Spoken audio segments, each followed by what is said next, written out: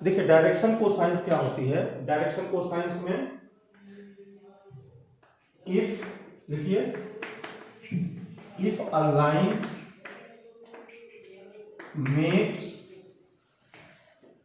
Alpha beta gamma angles, कुछ नहीं, कोई भी लाइन है, एनी लाइन है ना, डायरेक्टेड लाइन की बात कर रहा हूं। आप यहां डायरेक्टेड लाइन या वेक्टर कह सकते हैं। लाइन के ब्रैकेट में वेक्टर लिख लीजिए या डायरेक्टेड लाइन लिख लीजिए। A line makes alpha beta gamma then cos alpha cos beta and cos gamma are direction cosines of line या vector. If a line makes alpha beta gamma angle, कोई भी line x Y Z के साथ angle बनाएगी कि नहीं बनाएगी, कहीं भी हो एंगल बनेगा, तो उसमें कोसाइन लगा दीजिए। तो cos alpha cos beta cos gamma क्या कहलाएगा बताइए, डायरेक्शन कोसाइंस कहलाएगा। और हम इनको डिनोट करेंगे एल एम एन से, and we denote L is equal to cos alpha, M is equal to cos beta and N is equal to cos gamma. Element से डिनोट करेंगे। और इनको डायरेक्शन कोसाइंस क्यों कहते हैं, एक छोटा सा डायग्राम बनाइए। एक्स वाई जेड ओरिजिन, ये मान लीजिए ओपी डायरेक्टेड लाइन सेगमेंट है ओपी, और पी के कोऑर्डिनेट्स मैंने लिए X Y Z. If OP makes angle alpha with x axis, X इसको ले लीजिए तो ज्यादा समझ आएगा, वाई इसको ले लीजिए, यहां पर जेड इसको लीजिए। अब मान लीजिए ये है, एक बताऊंगा यहां पर ओपी, ये एंगल ओपी ने एक्स के साथ कितना बनाया बताइए, अल्फा, वाई के साथ कितना बनाएगा बीटा, और जेड के साथ गामा बनाएगा, जेड अर्थ ऐसा। तो ये अल्फा है और ये एक्स वाई जेड है। तो ये जो इस ट्रायंगल में, एम ले लीजिए इसको, तो इस ट्रायंगल में कॉस अल्फा, अब कॉस क्या होता है बताइए, बेस अपॉन हाइपोटेन्यूज। तो बेस आएगा x अपॉन हाइट, ओपी को नाम दे दीजिए r, तो कॉस अल्फा कितना आ गया x अपॉन r, ये आ जाएगा ना x, तो कितना हो गया cos alpha x upon r। यदि आप y लोगे तो कॉस बीटा मिलेगा, similarly y upon r, and cos gamma मिलेगा z अपॉन r। ऐसे लिख लीजिए। So element are direction cosines of OP vector and direction cosines of PO vector are cos pi minus alpha, आपको अभी बताया, cos pi minus beta and cos pi minus gamma। क्योंकि यदि OP vector alpha angle बनाएगा तो PO vector कितना बनाएगा, pi minus alpha. So cos pi minus alpha that is उसमें minus cos alpha minus cos beta minus cos gamma आएगा। तो direction cosines का फंडा क्लियर हो गया। अब मैं एक बात कर रहा हूं, एक रिलेशन फाइंड करता हूं मैं, इसको नोट करते जाएंगे। अब देखिए एलिमेंट की वैल्यू आपकी कॉपी में लिखी हुई है।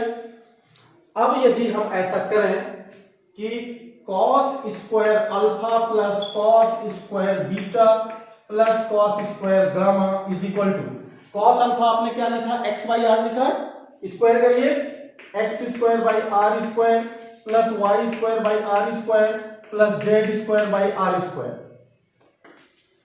ये x की वैल्यू, ये y की वैल्यू, ये z की वैल्यू, आर स्क्वायर क्या हो गया एलसीएम, आंसर मिला x square plus y square plus z square. ठीक, आइए बताओ x square plus y square plus z square है, ये किसकी वैल्यू है, ओपी की डिस्टेंस फार्मूला क्या होगा, ओपी का आर की वैल्यू क्या होगी बताइए, root over x square plus y square plus z square. बेटा ये 0 0 0 है, तो x minus 0 whole square plus y minus 0 whole square plus z, x two minus, वो 11th क्लास का डिस्टेंस फार्मूला। एक तो ओरिजिन है, दूसरा एक्स वाई जेड है, तो वही आएगा ना। तो आर की वैल्यू कितनी आई, रूट ओवर उतनी आई, स्क्वायरिंग करो, स्क्वायरिंग किया तो ये आया, तो x square y square z square की वैल्यू वहां से बताइए, r square upon r square is equal to 1। ये एल है, ये एम है, ये एन है, so l square plus m square plus n square is equal to 1 आ गया। Now the relation in direction cosines एक मिला हमको, always the sum of squares of direction cosines is always 1, हमेशा 1 मिलेगा। अल्फा बीटा कुछ भी एंगल रहा है, स्क्वायर कर दीजिए, ऐड कर दीजिए, तो आपको 1 कितना मिलेगा, 1 मिलेगा। अब देखिए L square plus n square plus n square is equal to 1 आ गया। अब एक क्वेश्चन इसका सीधा बनेगा, आपको अल्फा दे दिया, बीटा दे दिया, गामा निकल जाएगा। अल्फा दे दिया 30 डिग्री, बीटा दे दिया 45 डिग्री, ये दे दिया, ये दे दिया, सम आप स्क्वायर करोगे तो गामा नहीं निकलेगा, एन की वैल्यू निकल जाएगी, क्योंकि जब 2 पता है तो तीसरा तो मिलेगा ही मिलेगा। ठीक, तो कई बार वो ऐसे एक क्वेश्चन देता है, अल्फा बीटा गामा कैसे देता है, a vector makes angle π/3 with x axis, π/4 with y axis. कोई भी वेक्टर एक्स के साथ जो एंगल बनाएगा उस पे कॉस लगाइए तो डायरेक्शन कोसाइन मिलेगा एल। और हमेशा ध्यान रखना, एल का मतलब एल ही होगा, एल अपने एक्स के साथ ही रहेगा, वाई एम जो है हमेशा वाई वाला एंगल में एम लिखना है, उल्टा नहीं करना। एल फिक्स्ड है, एम फिक्स्ड है और एन भी फिक्स्ड किया हुआ है। Notation you can not change, कभी भी नोटेशन नहीं बदलेगा। ठीक, तो अब ये बताइए मुझे कि जब अल्फा बीटा पुट करोगे तो किसकी वैल्यू आएगी, गामा की वैल्यू आएगी। तो गामा निकलने के बाद आप उस पे कॉस लगाओगे तो किसकी वैल्यू आएगी, एन की वैल्यू आएगी। तो एन इज इक्वल टू क्या मिला आपको, कॉस गामा। आपसे पूछ भी सकता है कि गामा निकालो या ये बताओ कि वो वेक्टर जेड के साथ कितना एंगल बनाएगा, वो गामा होगा। ठीक, या एक्स और जेड के साथ पता है तो वाई से निकल जाएगा, तो वाई के साथ कितना एंगल बनाएगा वो निकल जाएगा। ठीक है, तो इस तरीके से ये डायरेक्शन कोसाइंस का कंसेप्ट है, छोटी सी डेफिनेशन है जिसका हम इस्तेमाल करते हैं। एल स्क्वायर, इससे 1 नंबर के क्वेश्चन बनने के चांसेस है, L square plus m square plus n square, इतना आपको डायरेक्शन कोसाइंस है। अब एक चीज और बता रहे हैं हम, डायरेक्शन रेशियो। अब हेडिंग लिखेंगे डायरेक्शन रेशियो।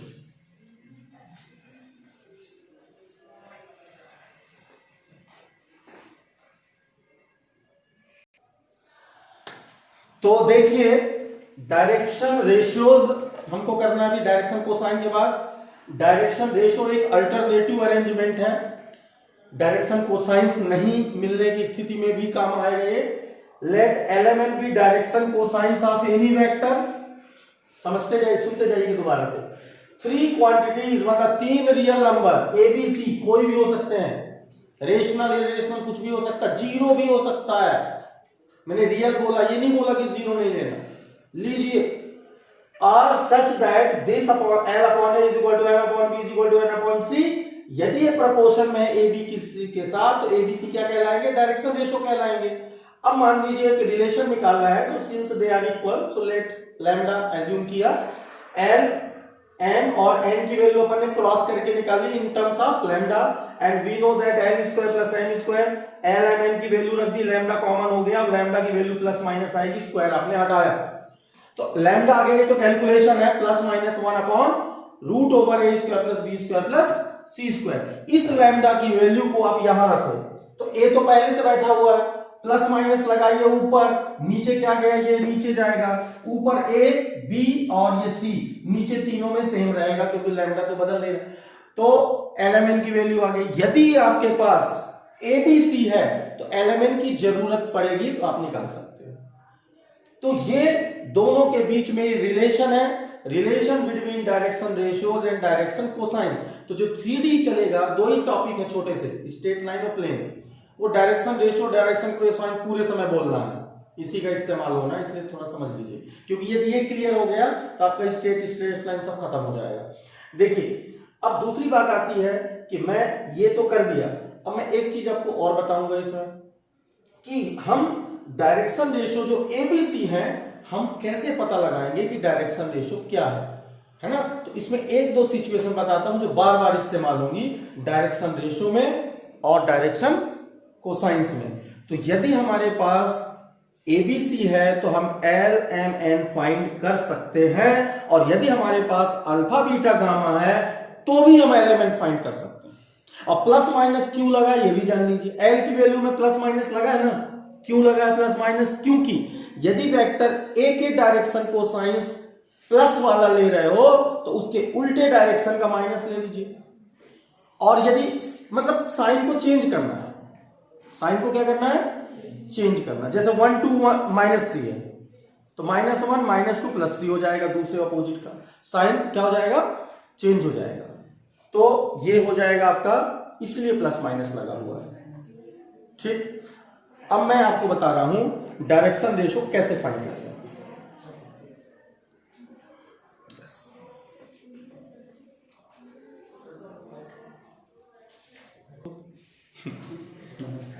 हाँ, तो ये देखिए डायरेक्शन रेशो, यदि आपको 2 पॉइंट पता है, the direction ratio of line joining 2 points, a मालूम है, कोई भी कोऑर्डिनेट होगा x1 y1 z1 कभी भी, तो आप डायरेक्शन रेशो आप ए भी निकालेंगे, x2 उल्टा जाना b माइनस ए, x2 minus x1, y2 minus y1, z2 minus z1, ये a की वैल्यू होगी, ये b की वैल्यू होगी और ये c की वैल्यू होगी। जरूरत पड़ने पर एलिमेंट निकाला जा सकता है। तो डायरेक्शन रेशोज आ गए, किसी भी direction ratios of line segment joining, हम इनका ही बहुत इस्तेमाल करते हैं, सबसे ज्यादा ये यूज होगा, क्योंकि कभी भी हमेशा आपको पॉइंट्स मिलेंगे, आपको एंगल नहीं मिलेगा, किसी क्वेश्चन में मिल जाएगा तो ठीक है।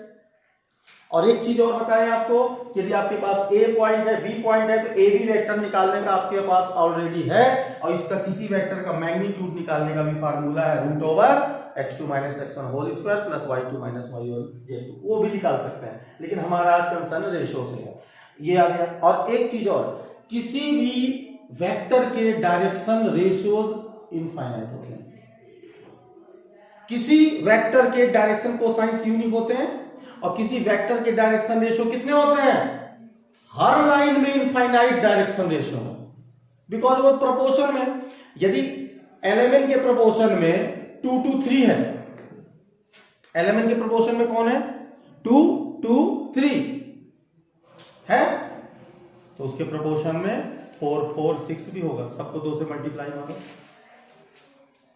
प्रोपोर्शन चेंज होगा क्या।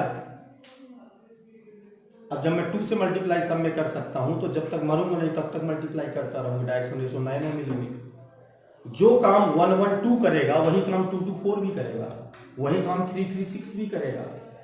मेरे पास और तुम्हारे पास 1:2 में रेशियो में पैसे हैं, तो मेरे पास 1 रुपया, तुम्हारे पास 2 रुपया, ये भी काम होगा। मेरे पास 100 200, काम तो वही हो रहा है 1:2 का। तो कहने का मतलब है, प्रोपोर्शन का मतलब ये होता है, उसका ये सिग्निफिकेंस होगा। तो इस तरीके से हम डायरेक्शन कोसाइंस और डायरेक्शन रेशियो, अब हम इनका इस्तेमाल जो अभी किया है कहाँ करेंगे, स्ट्रेट लाइन में और प्लेन में, ये दोनों का, ये दोनों के ही कंसेप्ट का काम करेंगे। ठीक, तो जब नेक्स्ट उसमें करेंगे तो हम उसको